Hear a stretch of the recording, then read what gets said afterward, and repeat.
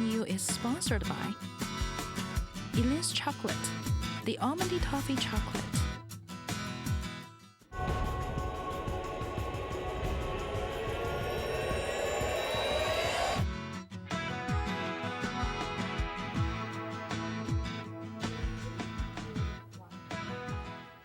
Hi everyone, welcome to our show, Money and You.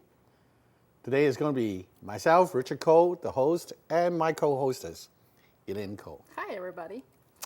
Well, to start with, I'd like to remind you of what we do, this show. It's a how-to show, how to start and run a business, and also we like to showcase new businesses, new people that want to come into the business world. Let them have a say, let them showcase their business, okay? Let everybody see. So if you have an idea that you want to come on, write to us. Send us an email, okay? Now, also, all our previous shows, the episodes will be shown on YouTube. So all you have to do is log in youtube.com/Ko, K-O, Money and You, and you can see all the previous episodes. And for more information that you want to find out, our website is Ko, K-O, again, cashflow4u.ca. And email always is Ko, again, K-O, moneyandyou @gmail.com. So please write to us. Tell us what you think.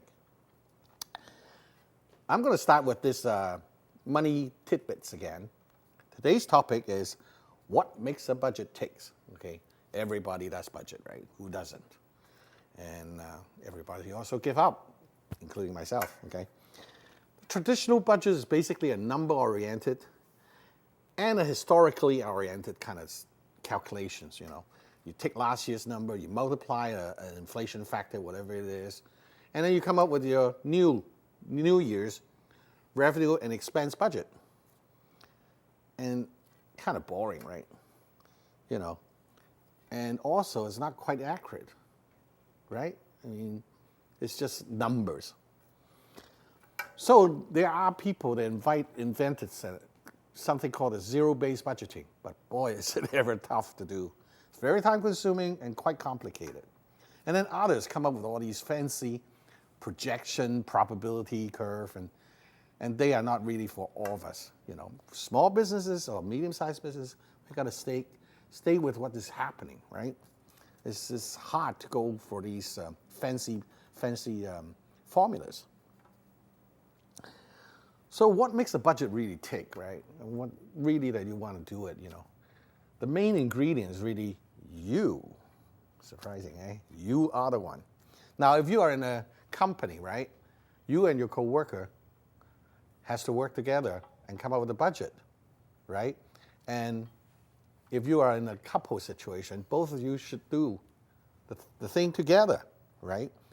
What you do is just list all the needs and wants you want. Right? The needs is your daily necessity. The wants is things that you want to buy, that you want to get, and then you prioritize them, to see which one you want to come up first. Then you come up with the outflow kind of budget. And then from the outflow budget, then you know how much revenue you need, how much income you have to generate. And you may have to take up a second job or expand your business, right, to do that. So it's really what I call a spending budget where you concentrate on the outflow more than the inflow, okay? And are there any problems? Of course there are, right? Because we are human, right? We got this problem about self-discipline. We always drop off the bandwagon. So you have to learn how to use self-discipline to get yourself on, right? So you won't fall off. Because if you fall off, the best budget in the world won't help you, right? So you got to go on a gradient scale and go for it. And if you do that, you will be able to have a really good budget and it will work for you. So if you have any suggestions or comments, please write to me. And now I want to let my co-hostess talk about today's topic. Hi everyone, it's good to see you here. Today it's my pleasure to introduce a very, very talented lady, both a writer and dance instructor, Miss Sonia Gorgar. Welcome to our show, Sonia. Hi, Hi. it's great to be here. Hi, Richard. Oh, hi. Yeah, we're so glad to have you here today. Thank Yes. Yeah, so would you like to tell us and the friends out there a little bit about yourself? Certainly. So my name is Sonia Gregar, and as you said, I'm a writer and also a part-time dance instructor. So I moved here some years ago from Europe and lived here in the Lower Mainland, and then moved to Ontario for some years where I went to school, and I also started dancing and focusing more on writing there. And I've recently been back in the last year, just over a year here, trying to establish myself in both fields. Wow, a old new immigrant. Yes, yes, Okay. so to speak, yeah. Sounds interesting. Okay, and you do like a writer and a dance instructor. To me, it's always like a writer is just use hands, right? Use one hand, but dance instructor, you got to use the whole body. You got to move every part of it. So how do you? Okay, let's ask you first as a writer. So what makes you want to be a writer? What made you to go to this in the field and industry? I think it's, I really enjoy the process of just translating my thoughts to the page, observations and sort of the kinds of connections that you make just sort of when you're thinking about things are very different than what once you actually write them down, once you work on them, once you combine them into something new. Right. And I think the idea of sharing that with others is also inspiring to me, and the prospect of that maybe being meaningful to them as well. And I also think that once you leave something in a written form, it stays around forever. And I think that's, to me, when I think of a legacy of any kind, I can't think of anything better to do than to put words on the page. Okay, great. So what type of writing do you do? So at the moment, I'm focusing on my creative writing, so poetry and short prose, essays. But I used to really enjoy doing academic writing when I was at university. Then I did a little bit of journalistic writing. I worked on a student university paper as an editor. And then I worked with a campus and community radio station for a couple of years. Wow. After graduation. And I worked as a journalist, so there was some writing involved there, both for news projects and also for some arts projects that I created content for. Wow, you must have been a very good student in there. I think so. I think so. I enjoyed the kind of work I did. Great. So what kind of difficulties have you encountered when writing or in this field? What do you, yeah. I think the main thing with writing, and I think a lot of writers that I've spoken to can relate to this, is just finding the kind of rhythm that works for you. Because I think some writers have the kind of routine where they have to write for 2 hours, 3 hours each day at the same time. Some write more sporadically and it works for them. And I think getting into that kind of rhythm of things is something that's something that I'm working on. Okay. Awesome. So give me number one problem you have. I think knowing where to go, because there are a lot of options, especially in today's sort of electronic age. There's e-publishing, magazines that are only online. And I think when you're starting out as a writer, it's hard to know where to best focus your energies, right. Because there's so many, the process of submitting things, let's say to be published in literary journals or magazines, is very time consuming, and knowing where is sort of best to put your efforts to get the most out of the process is what I find challenging. Oh, I see, yeah. So who do you ask for answers? I think I've been trying to, when I moved here, and I live in Surrey right now, I tried to join a couple of the local writers' communities, and one that I'm a part of called Surrey Muse, where I actually get to meet other writers and other artists. And I think talking to them, I get a little bit of advice what to do for self-publishing and sort of projects like that. So that helps me out a little bit. Okay, awesome. I just wonder, like, we just talked about the last episode, we talked about content management. Like, this big thing right now, you know, the newsletter and all these things on the social media. How do you see yourself aligned with that? Do you see yourself, you know, aligning with that or not aligning with that? Well, social media, I think, is something that's really become the #1 marketing tool these days, and it's something that actually I think that I'm just getting to know. I would say it is one of my challenges. It's not something that I have a natural affinity to, as much as I have a natural affinity to writing. The whole sort of fragmented kind of nature of social media is something that I don't think I naturally gravitate to, but I feel like I'm learning it. I've started that process, and I really feel that that's an area in which I can expand, and it can be beneficial in terms of both my writing and dancing and getting the word out there and getting people exposed to it. Fantastic. Yeah, very good, awesome. So I was like you mentioned that you write a book, right? Would you like to tell us a little bit about your book? Certainly, and I think we have a shot of it as well. So the book is not exclusively mine, it's an anthology, and it's called That Not Forgotten, and it's published by Hidden Brook Press out of Ontario. And it's a collection of writers that are from that region of Ontario and Kingston, but it doesn't have a mandate specifically about that area. So the topics are very general, has a lot of poetry and prose and anything that you can think of, from love to loss to relationships, reflections on nature. And I have 3 pieces published in there, so it was my first sort of official publishing credit in that form. I've been published in radio and in the Globe and Mail last year. So I was very excited about that. And it's a book that I would really recommend to anyone interested in Canadian literature because it has a collection of various writers, from people who are beginning to people who are really established. One writer, Stephen Hyten, was part of a Vancouver International Writers Festival just this year. So people can really learn a lot, I think, from that book. Right. So guys, you want to see some life experiences? Get the book. As she said, it's on Amazon, or you can contact her at her blog or meet her on Facebook. So yeah, she has a great experience on writing and everything. Okay, now let's go to the dance part. Interests me the most. So how can you go from the writer and be a dance instructor? So how did you started? How did you get started on dancing and teaching dancing?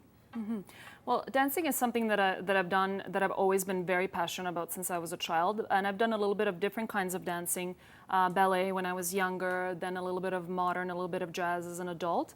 But the main thing was when I started dancing salsa, and it was just after I finished my degree at university. I happened to see an ad for a salsa club at the university with a friend, and we both decided that we really wanted to take lessons. So we started dancing and learning in quite an involved way for a couple of years. Okay. So after about 3 years, I started teaching my first beginner lesson. Okay, great. So what inspires you to go teaching dance? I think that I enjoy teaching in general. I think it's something that I feel I'm good at, something that I've had experience in various sort of academic areas. I was a teaching assistant for a couple of years, so I find that I could translate that aspect to dance. But for me, for dance, it's just such a joyous, vibrant thing. I mean, you're helping people develop a skill that actually improves their self-esteem, their well-being. You're surrounded by this beautiful, vibrant Latin music. And I think to make that a bright point in someone's day and in someone's life is something that I really enjoy. Awesome. We're gonna take a break now. When we come back, we have some live demos for you, so get ready and get warmed up. Wow. Okay, yeah, you can learn a lot of things. Okay, see you later. Money and You is sponsored by Ealynn's Chocolate, the almondy toffee chocolate.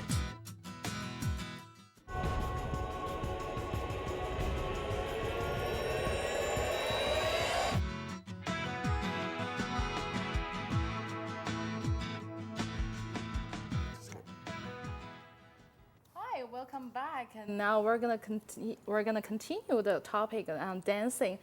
But before that, I'm gonna ask Sonia where she's teaching dancing now. She's teaching the dance. So Sonia, can you tell us a little about your dance class and the dance studio and everything? Certainly. So I started about 2 months ago to teach at a brand new studio in Surrey.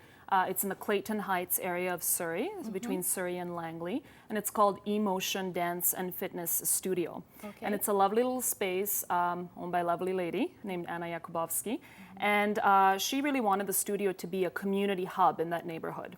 So to really diversify the kinds of choices that people have for entertainment, that they don't have to drive to Vancouver or really far away, that they have dance lessons, events, and workshops right at their doorstep. So right now I teach 2 classes there. The first class that I teach is a Latin fitness class, and I think we have some JPEGs. Okay, and some great. video of There we that. go. There Wow. we go. So you can see, so those are some dance moves that you would Cool. normally use in salsa, bachata, merengue. And they're set to music and in a kind of a sequence that gives you a really good, low impact, but nevertheless a really good aerobic workout. Wow. Yeah. And that's a footage for some of my classes. Looks like I have to drive out to join you guys. You Yeah, should. exactly. You should make Yeah, the trek to see? Surrey. It's not that far for Look something at those like this. movements. Yeah, it's really fun. And the other class that I have is called Latin Fusion. And I think we have a few pictures of that as well. So this one is all about couples work. So you learn how to dance in a partner because salsa, bachata, merengue, all the Latin dances are social dances. So you learn the technique and the moves, and that's some footage from my recent classes there. And that's really exciting because then you can really grow as a dancer once you learn Right. that, and you can go out on your own and dance socially. And we also actually run special events at the studio. And we just had one a couple of days ago. And we see some pictures Yeah. from there. And it was a salsa Zumba party. So we had a combined 45 minutes of salsa, 45 minutes of Zumba. And we also had a dance demonstration that we can take a look at that we did for the audience. And you can see a little bit of the moves of what it looks like. This is specifically bachata. Wow. Sexy. Dancing with a partner. yeah. Thank you. You'll get some of that in the dance, your little dance lesson towards the end. Wow. Wow. It's so awesome. It's so Looking nice. forward to that. Yeah. Yeah, I so can't- this is the kind of stuff that you would get in a Latin fusion class so that you'll be able to dance like this with a partner. Cool. So guys, did you get it? Did you get the website and what you want to do? So yeah, there you go. The website and then what you can get from the classes. So go there, and click on the website and find the Sonia there. Okay, great. So okay. Now let's go back to the serious topic. So did you find any difficulties when teaching?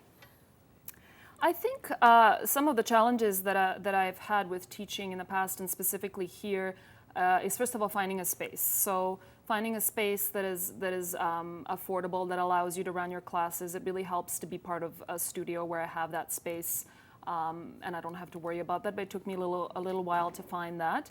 And I think having a partner to teach with. I've done both. I've taught on my own when I taught my private classes. But it is nice to teach with a partner because, as I said, it is a social dance. So it helps to have someone who's leading, someone who's following. So I still don't have that where I'm teaching right now in Surrey. So it would be nice to have that at some point. And as I mentioned, I think the social media as well, knowing how to use them, how to really get the word out most effectively, I think has been challenging. Cool. So what makes you so special? What makes me want to take your lessons?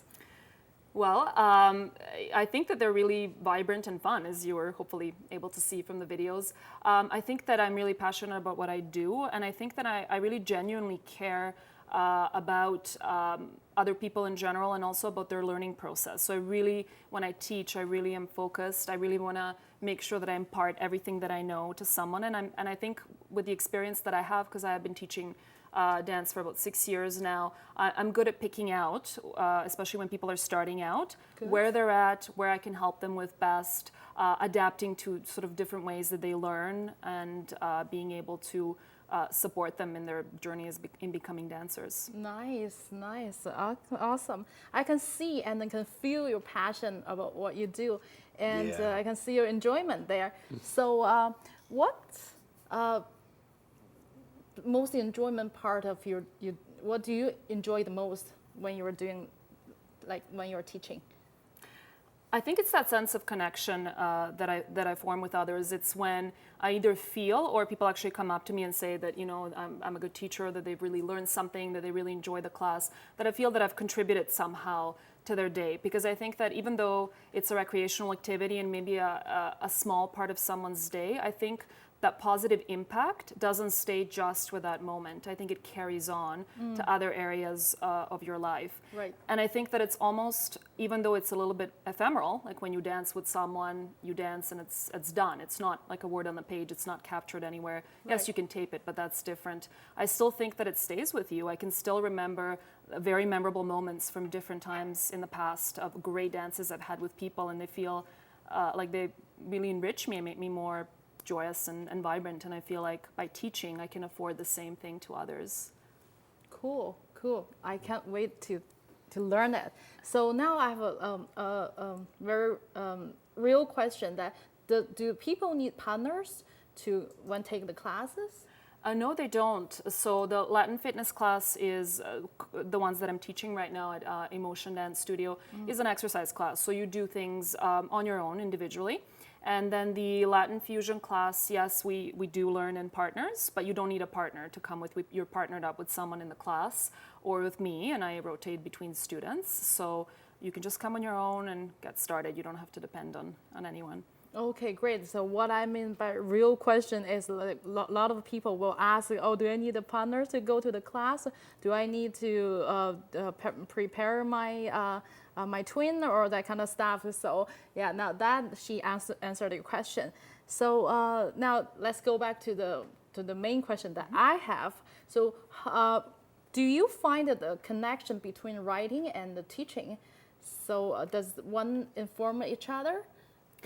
I would say yes. I think that they're both creative pursuits, so that's one thing. Right. And the other is that I think they both require a balance between these things, and that's creativity and discipline. So I think both when you write or when you're preparing a dance class or a choreography, that you need to have this very creative moment where you let ideas loose and out on the page or out on the dance floor, and then you need to have the moment of discipline where you tighten them up, you work through them, you make a solid structure. And I think that being able to kind of flow through that process is something that's key and common to both. Right, excellent. So now give me the number one problem you have when dancing, when teaching. While during the class or Yeah. just in general? Yeah, in general. I would say it would be marketing or social media, because it's been very much on my mind, being able to use them effectively, being able to reach out to people and really have them learn about the class and increase enrollment as a result. I think that's the number one challenge right now. Oh, okay. And this show should help with that. Yeah, exactly. That's what we're here for. Like it's a how-to show, right? And show you the answers, show you the solutions, how to do things, how to get more business, how to make more money. That's the most important thing of this whole show, right? So I'd like to say that, the show is really to showcase people so that more of you will see how you can get started. I mean, it takes a lot of courage for her to come up and start all these things, So, come, use her as an example. Start up your own business. Do something.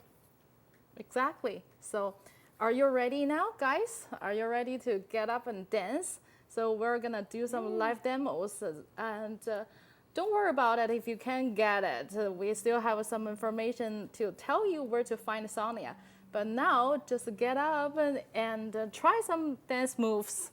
Try them with us. So I'm gonna show Ealynn some of the basics of salsa. I'm gonna get started here. Okay. Great, so we'll get our music started. Yeah, I'm kind of a little bit nervous because I've never done salsa before. Don't be, I'm sure you're going to be a natural. Okay. So we're gonna get started, and what we're gonna start with is our basic step. Okay. So we're gonna take 1 foot forward, left foot forward, Okay. and center, Okay. and right foot back and center. Okay. Back, forward, beautiful. Okay. Nice. So what you want to do is exactly what Ealynn is doing. So you want to make sure that you're shifting your weight each time you step forward and step back. So as a result, we get this beautiful line of movement that you have in the hips Okay. and in your upper torso that you're supposed to have with this. Okay. Nice. Okay. So now this is a basic step. What we're going to get is do a turn next. Okay. So we're gonna. Yeah, it's okay. We can do more. Don't worry about it. Guys. If you are beginners, we can do more basic steps so you can learn, you can grab at very beginning. So it will be a very good fundamental foundation for you in the future. Okay, so we can do Exactly, more. Or you can come to my class Yeah, and see more. exactly. Okay. So with the turn, we're gonna just step forward. Okay. And we're gonna rotate our heels Okay. around, lean, Okay. and come back. Okay. Okay. So again, so we're gonna step forward, Okay. rotate, Rotate. come back, Okay. and then we're gonna step back because the turn is only 1/2 of the full set of 8. Okay. So let's try that. Step and a turn. Ready? Okay. Ready? Ready? 5, 6, 7. Basic, basic, turn, turn. Oh, or I screwed basic. No, but the turn was beautiful. Let's see Okay. that. Let's see that in a partner. So Okay. what we're gonna do is have the arms nice and loose as you are. Okay. We're gonna start basic. Do a couple of those. Are you feeling it? Kind of. Yeah, getting Little there. bit? Yeah. Getting there. Okay. Now we're gonna get ready for the turn. Nice and smooth. I give you the lead. I'm leading, by the way. Normally men lead, but not necessarily. Women dance with women as well, and Ealynn is following. Yeah. Beautiful. Now next step, what we're gonna do is I'm gonna give you a lead and we're gonna break back. I'm gonna step back as you are. Okay. And we're gonna come in and I'm gonna rotate you and lower. And we have Isn't a little that- bit of a Wow. finishing position, which looks good. Isn't that Beautiful. sexy? So we'll try that the whole thing. Okay, so basic, nice, and I think, there we go. Turn, nice, basic. Let's do one more. Out and in. There we go. Oh, did I screw it? Beautiful job. job. Okay, thank you very much. So now you know where to find Sonia. It's on her blogs, on her Facebook, and now you know where to find the dance studio. And yeah, if you have any question, did you get it? That's the question I want to ask. Did you get it? If you didn't get it, it's okay. It's no problem. So okay, thank you very much for watching our show, and we hope you enjoyed it. So we'll see you next time. Bye. Bye.